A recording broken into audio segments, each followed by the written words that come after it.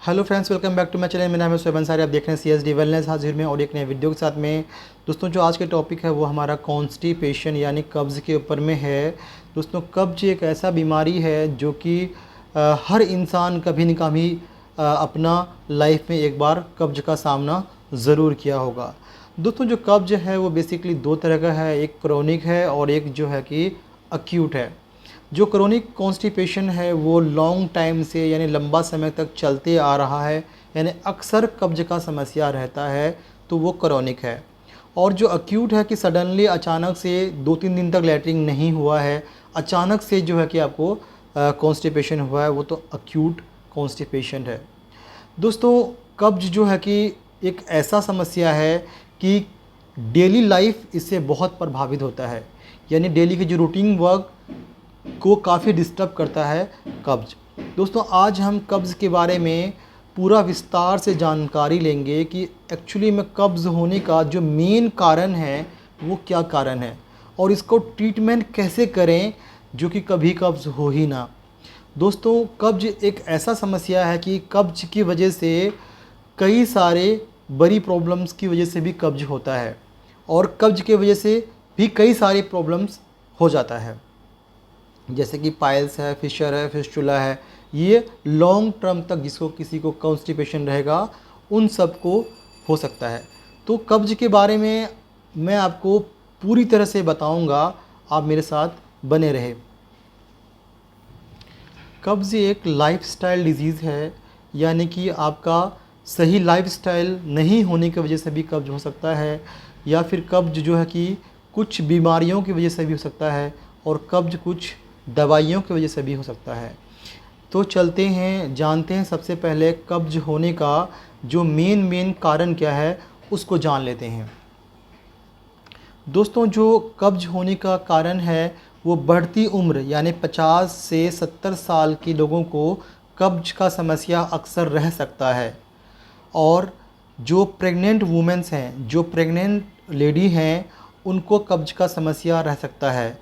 और जो लोग फाइबर का कम यूज़ करता है, यानी खाना पीना में हरी सब्जियां, सलाद और फल का इस्तेमाल कम करता है।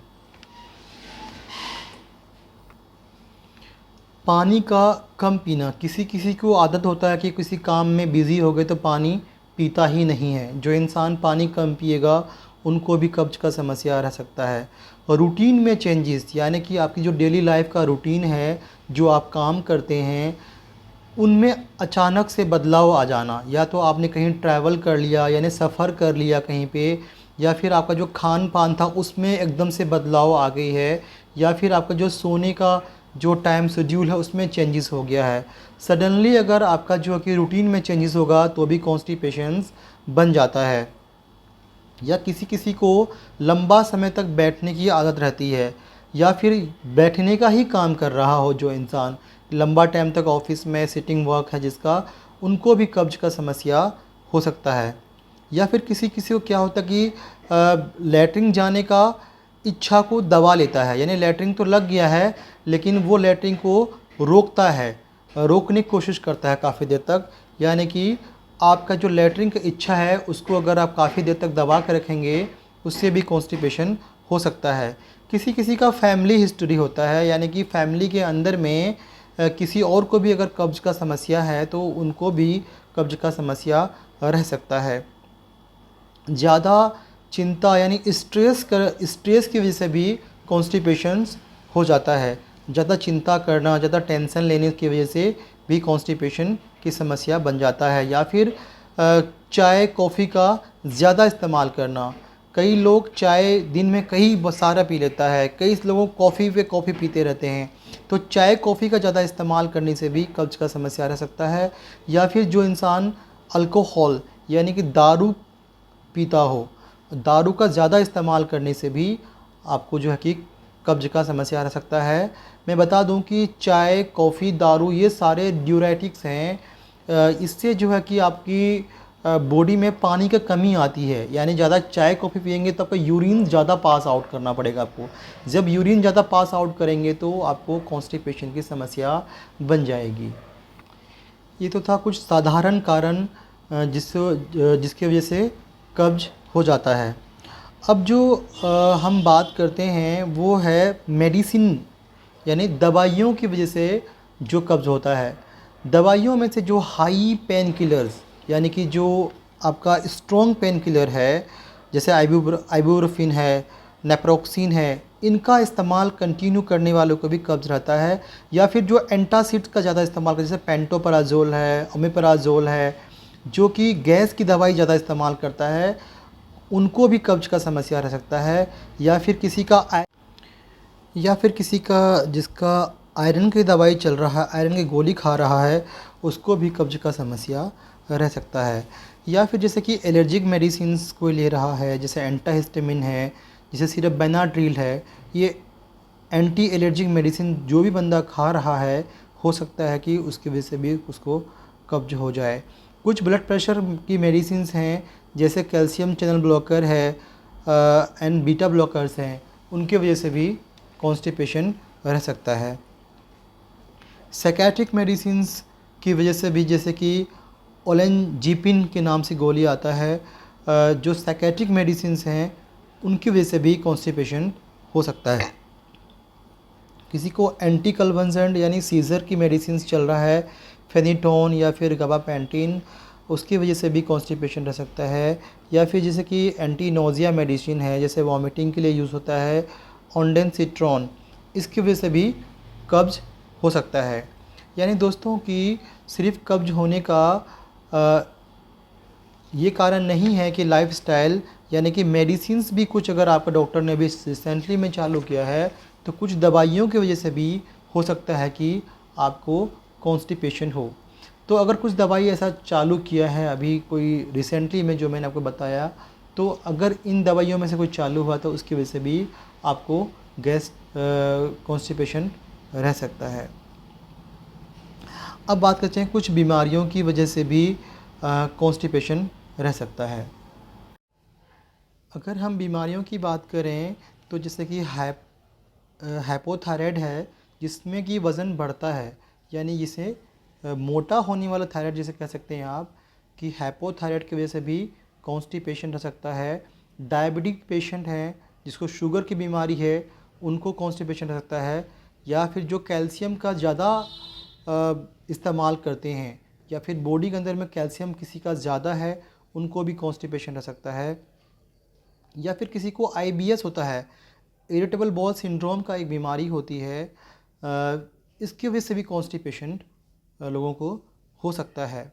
या फिर किसी का स्पाइनल कॉर्ड का इंजरी हुआ है, चाहे वो एक्सीडेंट की वजह से या किसी की वजह से स्पाइनल कॉर्ड में उसका कोई दिक्कत हुई है, उसकी वजह से भी कॉन्स्टिपेशन हो सकता है। किसी को स्ट्रोक हो गया है, पैरालिसिस हो गया है, ब्रेन सेल डाई हो गई है, उसकी वजह से भी कॉन्स्टिपेशन रह सकता है। या फिर किसी का इंटेस्टाइनल ऑब्स्ट्रक्शन, यानी कि आंत में कोई रुकावट आ गई है, आंतों में कोई रुकावट किसी कारण की वजह से हुआ है, जिसकी वजह से भी कॉन्स्टिपेशन हो जाएगा।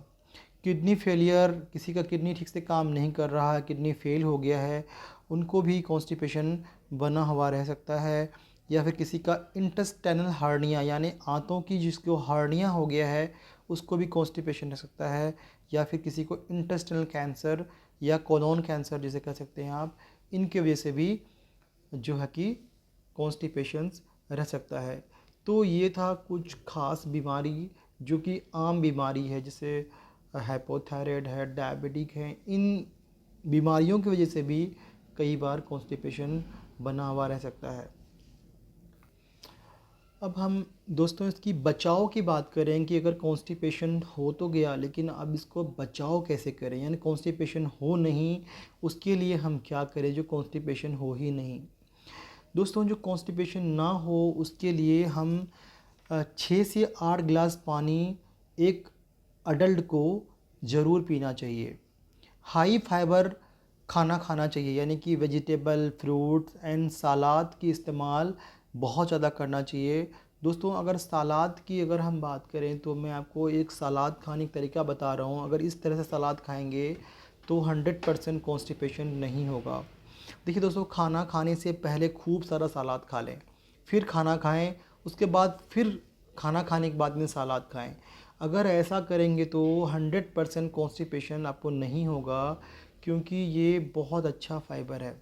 तो इससे कॉन्स्टिपेशन काफ़ी हद तक जो है कि नहीं होने की चांसेस रहेगी।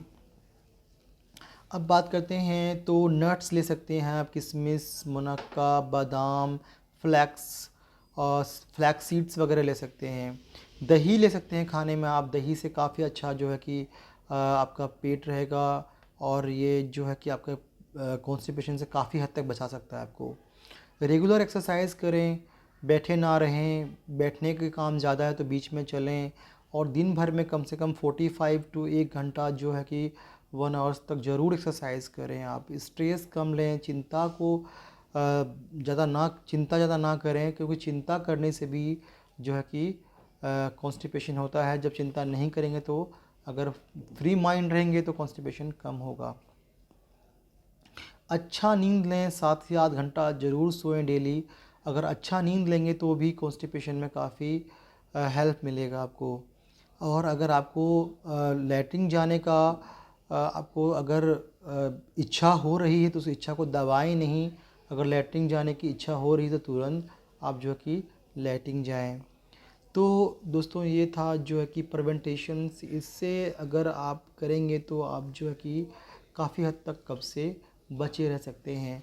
और क्या क्या चीज़ अवॉइड करना चाहिए, क्या क्या चीज़ अवॉइड करना चाहिए जिससे कि कॉन्स्टिपेशन ना हो, जैसे कि पिज़्ज़ा, पास्ता, नूडल्स, ब्रेड, मैदा का बना हुआ चीज़ें, दारू, बियर, चाय, कॉफ़ी, और कोई भी ऑयली सामान जो जिसमें कि ऑयल ज़्यादा है, ज़्यादा चिकना चीज़ें, फास्ट फूड, बाहर का तला भुना चीज़ें, इन चीज़ों को ना खाएं, क्योंकि इनसे कॉन्स्टिपेशन होने के चांसेस बहुत ज़्यादा है। तो यानी कि बाहर का फास्ट फूड, ये सब चीज़ नहीं खाना चाहिए अगर कॉन्स्टिपेशन से बचना चाहते हैं तो। अब आती है कि डायग्नोस हम कैसे करें, कि अगर आपको कॉन्स्टिपेशन तो डायग्नोस कैसे करें। दोस्तों डायग्नोस के लिए ब्लड टेस्ट है, जैसे कि थायराइड टेस्ट है, कैल्शियम का टेस्ट, कैल्शियम का लेवल कितना है आपका, कैल्शियम बॉडी में बढ़ा हुआ तो नहीं है। एक्सरे कर सकते हैं, एक्सरे से हम ब्लॉकेज का पता करते हैं कि ब्लॉकेज तो नहीं है कोई आपकी आंतों के अंदर में। अल्ट्रासाउंड करके देख सकते हैं, कोलोनोस्कोपी करके देख सकते हैं। तो ये कुछ था जांचें। अब हम अगर ट्रीटमेंट की बात करें तो सबसे पहले तो अगर हम ट्रीटमेंट की बात करें तो खान पान, लाइफस्टाइल को चेंज करें। और जो मोस्ट ऑफ जो कॉन्स्टिपेशन है वो खान पान और लाइफस्टाइल चेंज करने से ही ठीक हो जाता है। लेकिन कई बार जो है कि दवाइयाँ लेना पड़ता है, दवाइयों से ठीक हो जाता है। बहुत रेयर केसेस में ही हमें कॉन्स्टिपेशन की वजह से ऑपरेशन की ज़रूरत पड़ती है। तो अगर हम ट्रीटमेंट की बात करें तो स्टूल सॉफ्टनर ले सकते हैं, जैसे कि मिल्क ऑफ मैग्नीशिया है, डल्कोलेक्स है, सिरप लूज़ के नाम से आता है, इनिमा है, सपोजिटरीज़ हैं। ये सब चीज़ जो है कि कॉन्स्टिपेशन को सही करने के लिए है। जो एक टैबलेट है, टैबलेट नित्यम, नित्यम की चूरन भी आती है, गोली भी आती है। अगर नित्यम टैबलेट लेते हैं आप, जैसे कि अगर कॉन्स्टिपेशन आपको क्रॉनिक कॉन्स्टिपेशन है या फिर अक्यूट कॉन्स्टिपेशन है, दोनों में ही बहुत अच्छा रिजल्ट है टैबलेट नित्यम का। नित्यम 2 गोली, अगर कोई अडल्ट है तो 2 गोली गर्म पानी के साथ में रात को सोने के टाइम में खा लें, तो आपको ना तो ये लूज मोशन यानी ज़्यादा लैट्रिन पतली भी नहीं करेगी और आपको कॉन्स्टिपेशन भी रहने नहीं देगी। काफ़ी अच्छा दवाई है, काफ़ी अच्छा रिज़ल्ट है। इसका चूरन भी आता है, अगर चूरन किसी को लेना है तो 5 ग्राम चूरन गर्म पानी के साथ में रात को ले सकते हैं। अगर बच्चा है तो 1 गोली गुनगुना पानी साथ में दे सकते हैं। दोस्तों नित्यम गोली का काफ़ी अच्छा रिज़ल्ट है। पर्सनली मैंने बहुत सारे पेशेंट्स को दिए हैं और काफ़ी हद तक उसको बेहतर रिज़ल्ट मिली है। तो दोस्तों ये सारे कॉन्स्टिपेशंस के कारण थे कि कई बार कॉन्स्टिपेशन जो है कि सिर्फ लाइफस्टाइल चेंज करने से ठीक हो जाती है, कई बार मेडिसिन से, और रेयर केस में जो है कि सर्जरीज़ में लोग जाता है। अगर इसकी कॉन्स्टिपेशन की बात करें, अगर कॉन्स्टिपेशन का इलाज नहीं लें तो क्या हो सकता है। देखिए अगर इलाज कॉन्स्टिपेशन का नहीं लेंगे तो आपकी डेली रूटीन लाइफ काफ़ी डिस्टर्ब हो सकता है, और आपको लंबा कॉन्स्टिपेशन रहने की वजह से आपको जो है कि पाइल्स का, हेमोरॉइड्स या फिर जो है फिशर, फिस्टुला या इन सब की वजह से ये सब हो सकता है कॉन्स्टिपेशन की वजह से। तो दोस्तों ये था मेरी कॉन्स्टिपेशन पे वीडियो। कैसा लगा मुझे बताइएगा। Thank you so much for watching my video. अपना बहुत ख्याल रखिएगा।